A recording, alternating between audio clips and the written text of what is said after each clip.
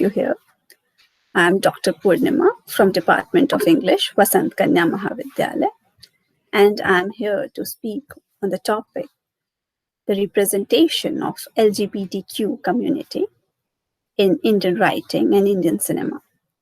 Because here we are talking about minority voices, and we are talking about all the marginalized communities who have been ignored and who don't have enough voice.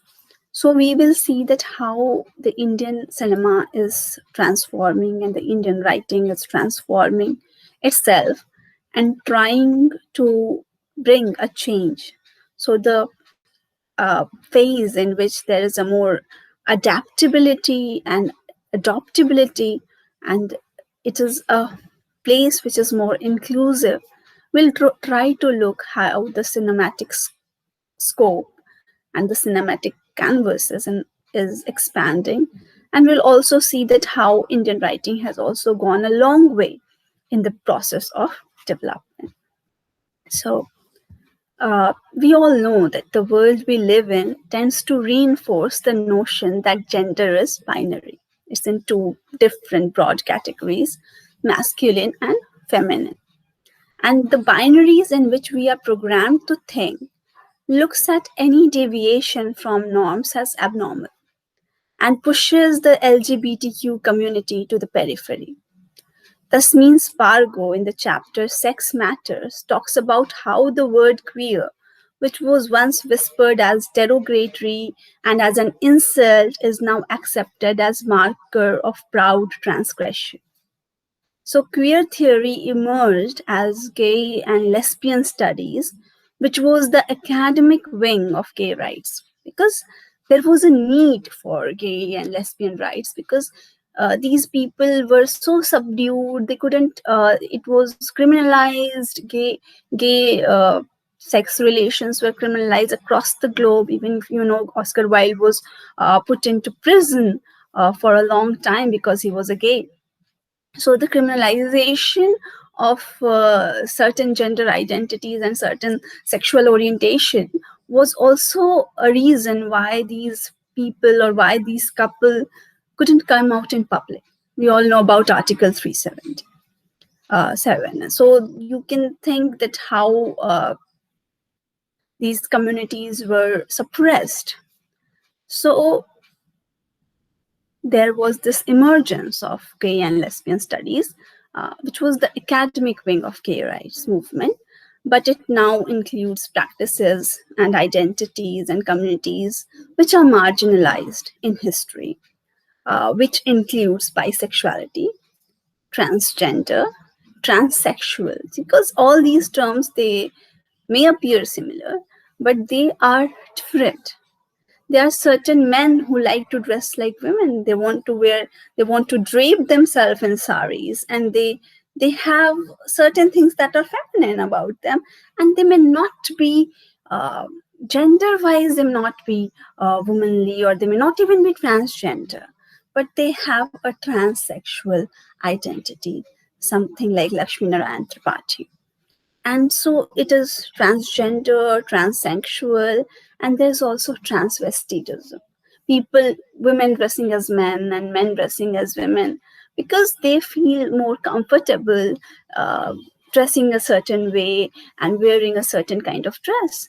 So your dressing should be a choice. See, as it is said that one is not born a woman, one becomes a woman.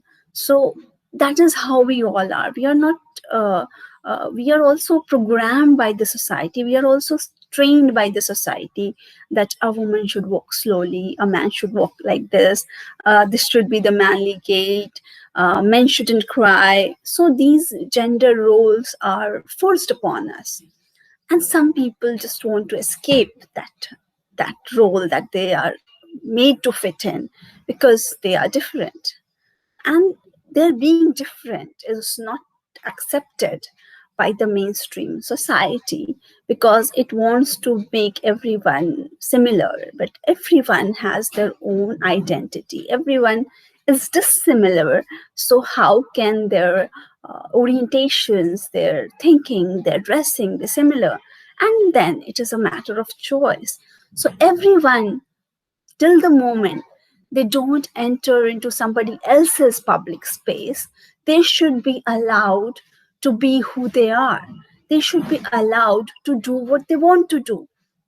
And this question is raised in the movie Shubh Mangal Jyada Savdhan, where the character of Ayushman Khurrana, it boldly says that my sexuality is my sexuality, is not, it's none of your sexuality.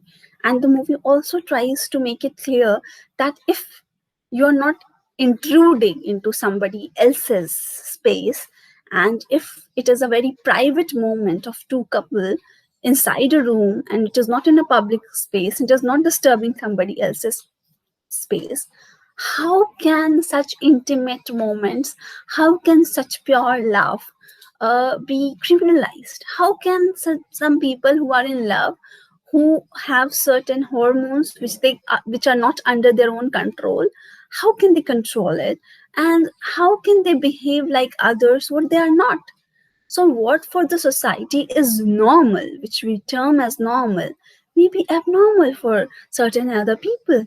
And so they are made to fit into the mainstream society of in which they feel excluded, in which they feel marginalized. So the transgender, the transsexual, the transvestitism, drag and camp, and other sexual identities, they are now under the umbrella term of gay rights or queer theory or queer rights.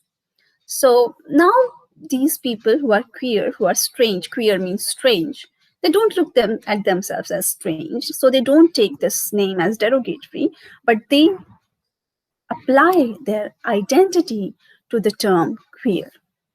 So, as we all know, on 15th of April 2014, the National Legal Service Authority Union of India, the Supreme Court of India, ruled that transgender should be treated as third gender category and as a socially and economically backward class entitled to proportional access and representation in education and jobs. Now, this proportional, according to their number, they should get jobs and occupation. Because in our country, there is a reservation system, and that reservation system works for the poor community, for the downtrodden community. So, if we are giving, now we have also started EWS, so economically weaker section is also getting certain kind of reservation. The SC/ST reservation is there, the OBC reservation is there. So Supreme Court decided that some seats should be reserved for the transgender community also. It's not still done, but it's a way out in which more and more transgender people can enter into the workforce and they can live a life of dignity, because it is their constitutional right to education and right to life and to live a life of dignity. So it's proportional access and representation in education and jobs. India at times considered a conservative society, yet it has shown tolerance for a variety of sexual behaviors. Now we can think that, okay, in our country, there is a particular line which Ayushman Khurrana says in Shubh Mangal Jyada Savdhan, that perhaps we should escape. And where would you escape? In USA. And in Aligarh also, the professor says that perhaps I should go and settle in USA, because he feels that in his Professor Cyrus is a homosexual professor in Aligarh University in the movie Aligarh, and he says that perhaps I can live better in USA because there people like me, people who are different, are allowed to live with dignity. So why can't we have that in our own country? This problem that we can see in our country makes us think that what is our history? What are our myths? What are our legends? How they treat the transgenders? How they treat the bisexuals? How they treat polygamy? And when we look at our own tradition, it has never been a monolithic tradition. It has always been a very pluralistic tradition. So, uh, when we look at the treatment of third gender category in our text, we will find that it has always not been the same. So, uh, India at times we may look at it as a very intolerant. Intolerance has come as a term, and conservative has come as a term society, but it is not so. And we have shown tolerance for a variety of sexual behaviors and identities in ancient times, which are depicted in ancient temples like Khajuraho and Sun Temple, Konark, and can be inferred from the verses in Kama Sutra. One such community is Hijra, also known as Aravani in South India, or Kinnar or Khushra in North India.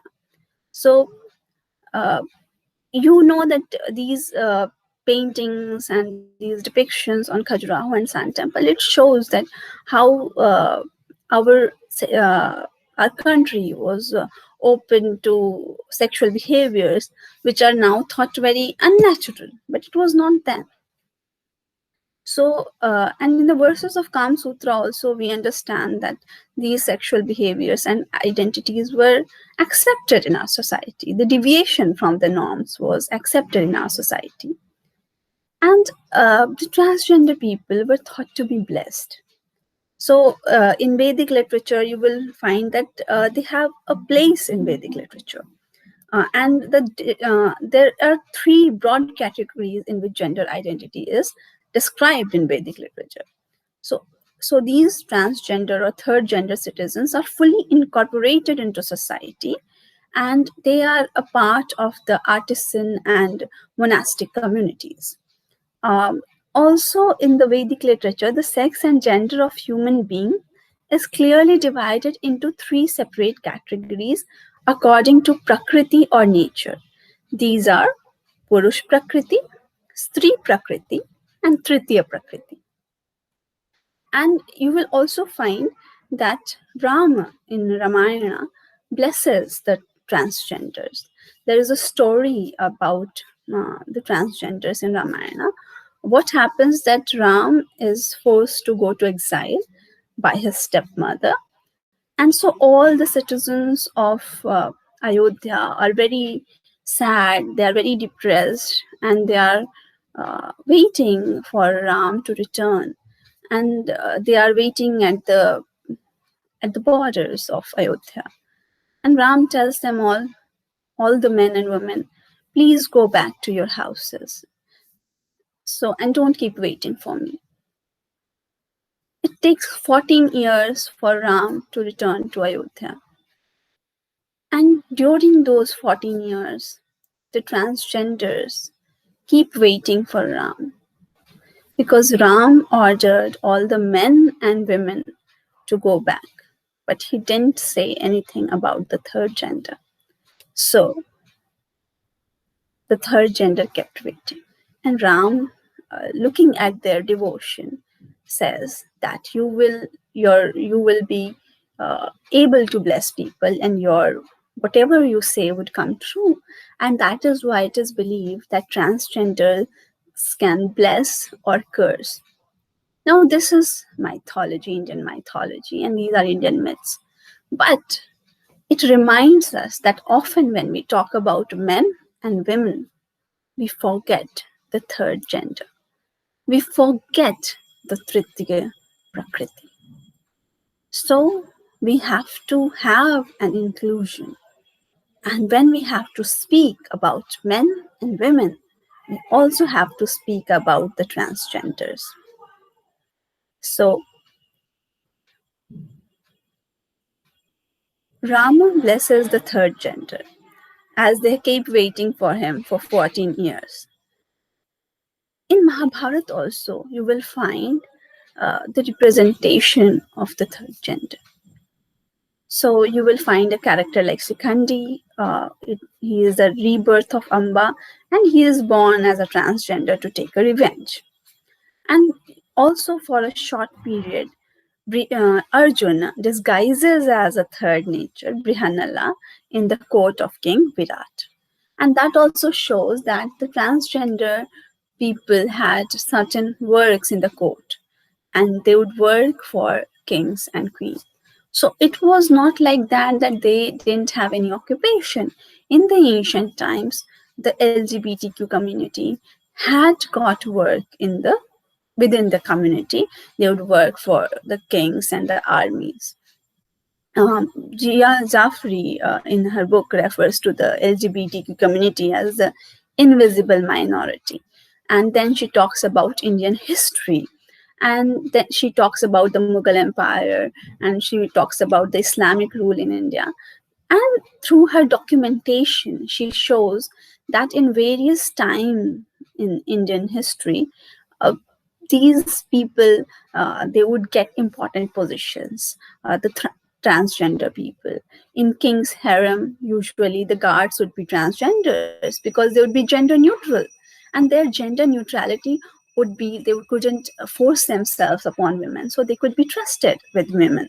So in the queen's chamber, and in the king's court, and in the harems, and in the army, these men were recruited as guards, as fighters. In the court of Sirajuddaulah, some transgender rose to very high positions. So when we look at our society, how it changed, and how these people were pushed to the periphery, the results are surprising. That how over the period of time, the transgender community became an other which the people who were removed from their houses, which were taken away from their homes, the children who were snatched away from their mothers at the birth because they were different, is a very disturbing predicament of the Hijra community in India. So, uh, coming to the LGBT community in India, we realize that we are not talking about the Tritiya Prakriti now. And when we are issuing birth certificates, we are issuing it as man or woman. And there comes the problem. So we need to change our forms, and we need to change our society as a whole. So, in that case, Australia did a very commendable job, and it became the first country to issue birth certificates to the third gender. So, this this is the miles that we have to go before we give true justice to the third gender community. So, the 2011 census of India shows that there are 4,87,803 transgenders in India, and they have a literacy rate of 56.07%. But what is surprising and what is appalling is that they have so little representation in the workforce. So it's not the literacy that matters, it's their occupation that matters.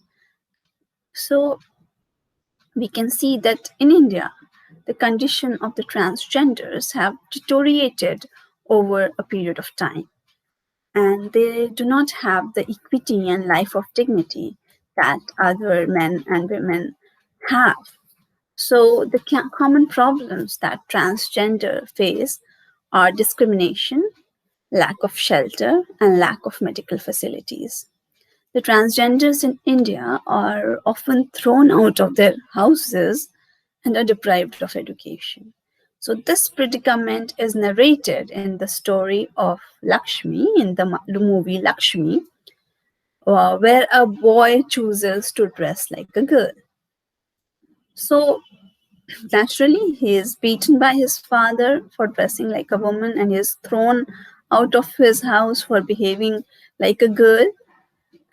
And the movie also offers a social message. When this transgender is adopted by a man, Salim. Man Rahim. So when Rahim adopts Lakshmi, that shows that we need more people like Rahim. And then in the whole scenario, when Lakshmi also tries to adopt another transgender girl and tries to educate her. That shows that how one person can bring the change, and one individual choice can transform the whole society. So it is about the choices we make. So with the powerful representation of the third gender community, we can see that our society is willing to change. And because our society is willing to change, the on-screen representation of LGBTQ community is also changing. So instead of offering an outsider perspective, now we have a more realistic portrayal of their lives. So instead of a movie like Dostana, which mocked gay lives, where two heterosexual men acted as homosexual to get a place on rent, we can see that the canvas of Indian cinema is expanding. And then we come to the movie Aligarh, which highlights that how a homosexual professor of Aligarh University is ostracized and suspended for his sexual preferences and is targeted for his personal choices, while his merit as a poet, academician, and dedicated teacher is forgotten in his gender identity. Similarly, as I already earlier discussed, the movie Shubh Mangal Zyada Savdhan brings out the plight of homosexual men by showing the difficulty a homosexual couple faces in a traditional Indian setup. So there has been an increasing demand for lesbian, gay, bisexual, and transgender rights. Homosexuals and transgenders are minorized socially and economically and have to face physical and mental torture in various phases of their life. The community in medieval India uh, was having an important place, and the eunuchs in could get some recruitments in the army and in the courts. But by the British era and to the common day, their occupation has shrunk to that of dancing and begging. And this dancing, this is not very happy dancing, but it turns into melancholy and sadness, and sometimes the dance turns obscene. And a child witnessing this dance for the first time thinks at what is happening, because they cannot accept men dressing as women, and they cannot accept them dancing, because the community is not kept within the society. So often, like Jia Zafri also mentioned that she was, when she for the first time saw the Hijras, she was thinking, who are they? Because they are not allowed to be a part of the society. If they live with us, if they live around us, there would be more acceptance for them. Even it's not just the hijras, but even the ballet dancers in India uh, are uh, are mocked because they dress like women and they dance like women.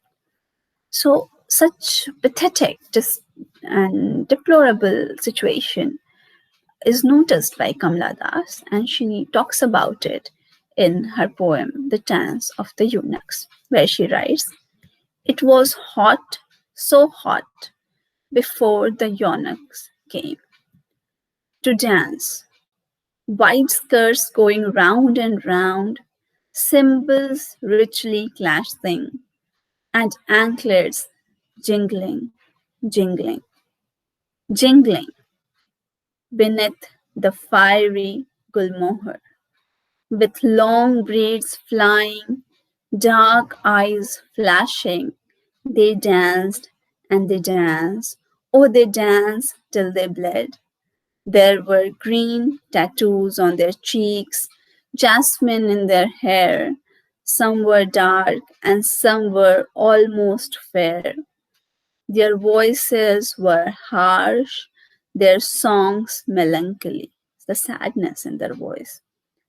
They sang of lovers dying and of children left unborn. Some beat their drums, others paid their sorry breasts and wailed.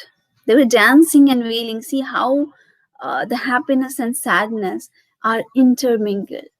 They can never be truly happy. They come when the children are born, they come in the marriages.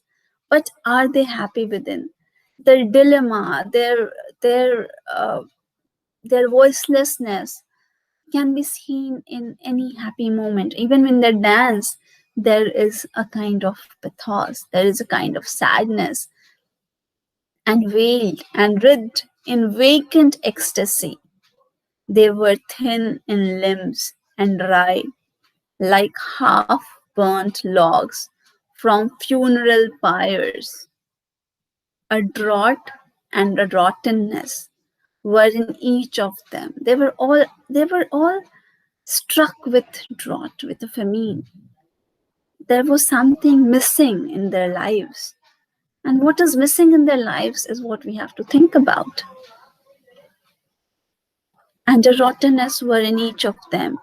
Even the crows were so silent on trees, and the children wide-eyed. Why the children are wide-eyed? They have never seen the third gender community. The third gender community is so much pushed out of the society. They are like a pariah. They are not in the center. And the children wide-eyed. Still, all were watching these poor creatures' convulsions. The sky crackled then, thunder came, and lightning, and rain, a meager rain that smelt in attics, and the urine of lizards and mice. So, the existential crisis that transsexual men face is depicted in the movie Chitrangada. And the 2012 movie is adapted from Tagore's dance drama Chitrangada. The movie revolves around a transgender Rudra who feels that he has done his duty towards his parents by becoming an engineer. There is a clash between him and his parents as he decides to become a choreographer. Rudra falls in love with Partho, who is a junkie drummer, and to embrace his sexuality, he decides to undergo a surgery to become a woman. But Partho doesn't want him to become a woman because Partho is in love with his manly body. Now, this is the clash of emotions. So, this turmoil, these psychological turmoils of third gender people or transsexual people should also be understood for their well being, for their social well being.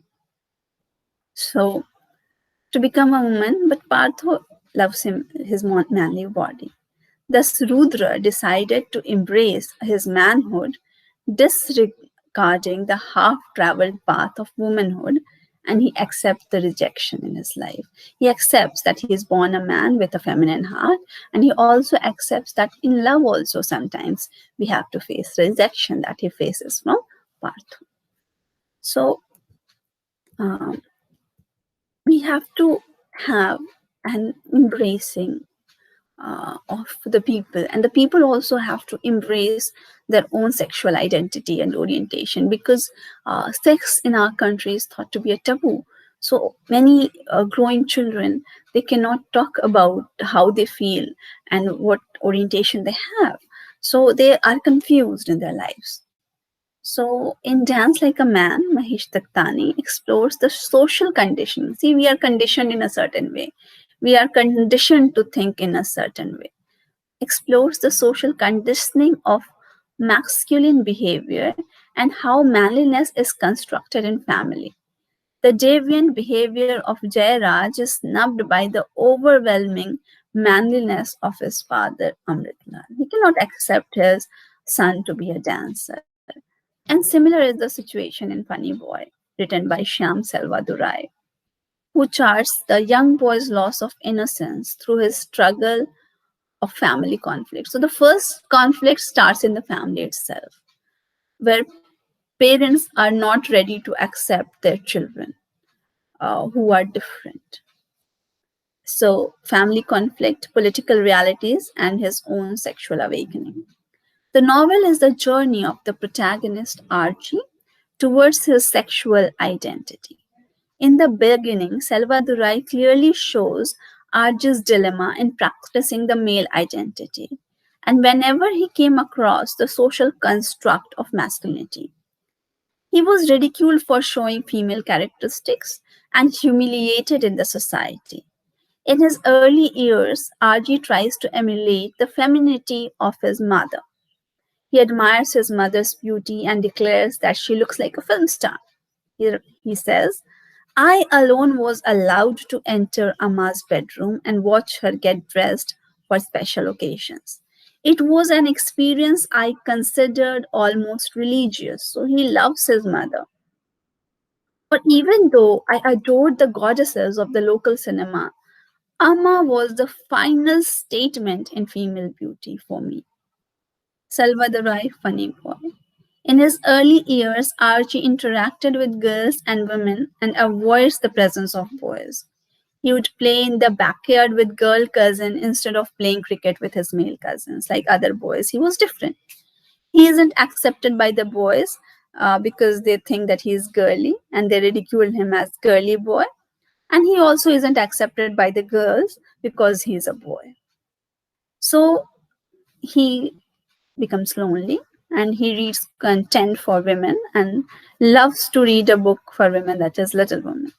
He is sent to an all boys school so that he imbibes only male characteristics, but even that is not possible. So sexually, he craves for the same sex relationship, and because there's nobody who can understand him in his family and around him in his friends, so he is trying to make self of his orientation all alone. So the novel brings out the reason why homosexual men and women try to hide their sexual orientation and can't bring out their real relationship in public. Similarly, you will find in Mahesh Dattani's On a Muggy Night in Mumbai, you will find that there are many gay characters and they are all different kinds of gay characters. So in them, Kamlesh is the one who is the most overtly homosexual, and he expresses his love for Prakash, while he is also attracted to the guard. So, and this kind of complex homosexual relationships where there are multiple homosexual characters is, I think, very important, because when we look at an individual character who might be homosexual, we look at him as different from the others, and most of the time it is gender stereotyping. But if we look at multiple characters and how they are behaving in public, we try to understand their psychology. And psychologically, all of them are behaving in a different way because they have all different upbringing. And some are okay with what they are and they are trying to accept in public. But most of them are not ready to accept who they are because the society makes them think in a certain way. So while Prakash tries to come out of he's also always fighting with his homosexual identity. So he tries to come out of it. And how he tries to do it? By marrying a woman, Kiran, who is Kamlesh's sister.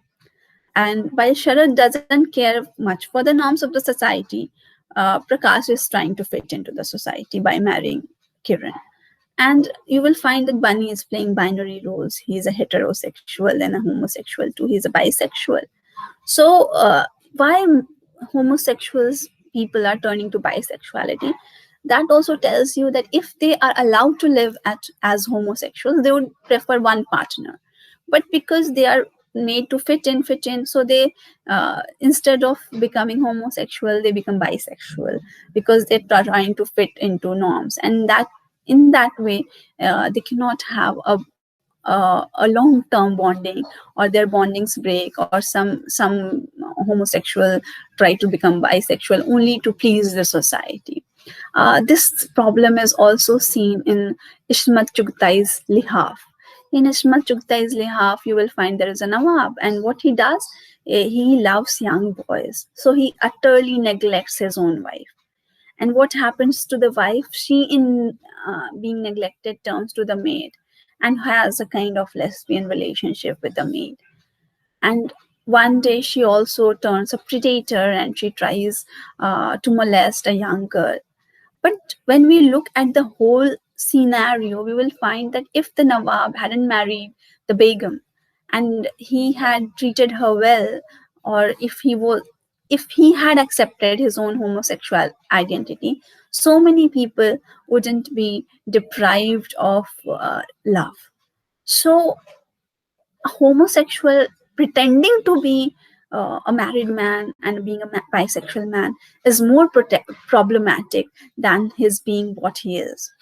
So this is something that we as a society, we as a group, we as a community needs to understand.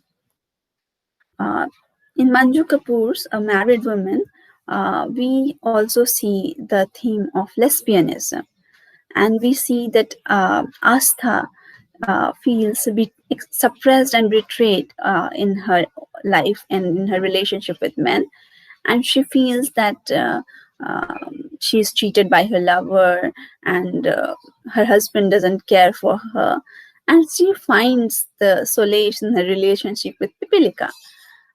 In Paj also there are moments of women companionship. Uh, so these women bonding is also important, and it has to be respected. So, but again, because she is bound by patriarchy, she cannot admit her lesbian identity in public.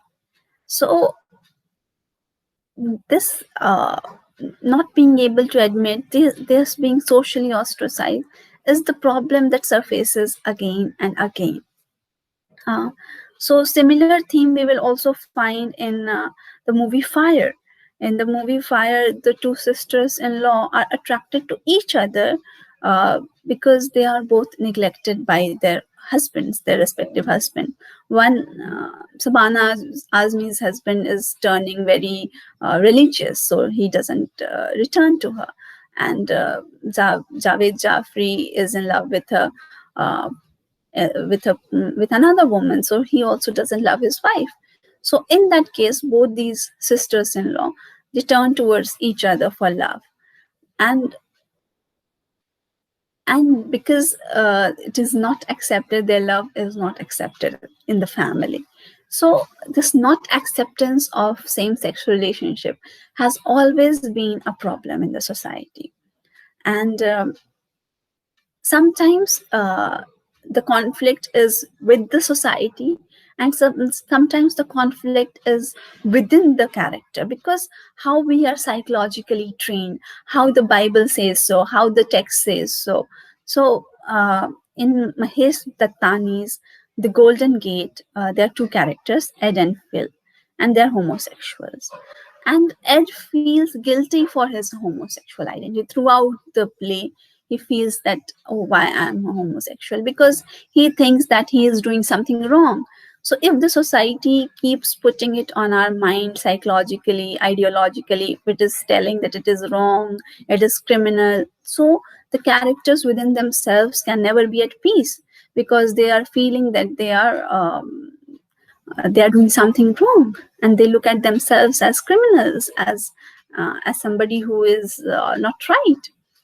But Phil is a character just opposite to Ed, and he has no feelings of guilt and repentance. So we as a society have to think that how more and more people can come out with their true identities and can talk about themselves, and can say how they feel, just like Lakshmi Narayan Tripathi talks in his autobiography. It's difficult, but and he also talks how other men would attack him because he was different. So they need to be protected. People who are different shouldn't be just pushed out of the society, but their needs should be catered to. They should be taken proper care of, and then we can only have a very inclusive society which cares for its citizens. So we can work from the grassroots levels, and we can have educational institutions where students with transgender orientation or with a different orientation can be accepted by the fellow mates, with their classmates, and any kind of abuse should be discouraged. People should be sensitized, and people should be made aware more and more. And more there is awareness, more people can talk freely about it, more problems can be solved. And we need to have separate columns for transgender people. We should have some kind of representation for third gender people in workforce. And we need to have different restroom, different washrooms and toilets for the transgender people or people with different orientation, because if they are not compatible being men or women, they should be allowed to be in their own category.